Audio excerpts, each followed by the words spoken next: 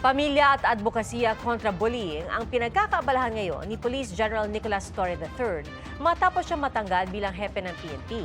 At pumasok ba sa isip niya ang early retirement? Saksi, si Marisol Abduraman, exclusive. Halos 2 buwan mula na matanggal sa pwesto bilang PNP Chief, nagpaunlak ng panayam sa GMA Integrated News si General Nicolas Torre III. Kumusta ka po since you were relieved from your post as the PNP Chief? I'm okay. Life goes on at exploring new things to do in life, looking at life after the PNP. Aktibo pang miyembro ng PNP ang 4-star General na si Torre. Have you thought or contemplated on having an early retirement instead? Saka na natin pag-isipan. Wala pa namang there's still nothing in the horizon so far. Pero napag-iisipan mo na? Those are one of the many options. Those are among the options. That's among the options na available sa atin. Nang tanungin kung bakit naisip niya ang early retirement, Maraming gawin, and then let's observe first before we make the decision.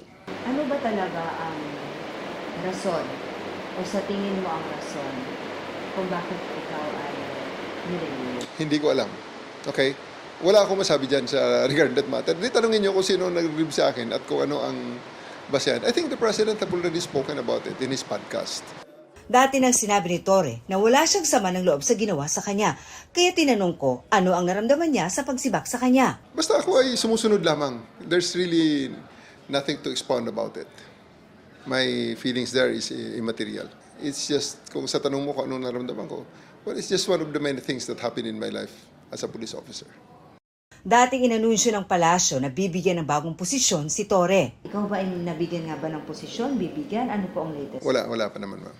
There's nothing formal. If ever you will be offered a position formally, will you accept it? Saka na lang natin desisyonan kung ano ang ating gagawin pag may offer na talaga.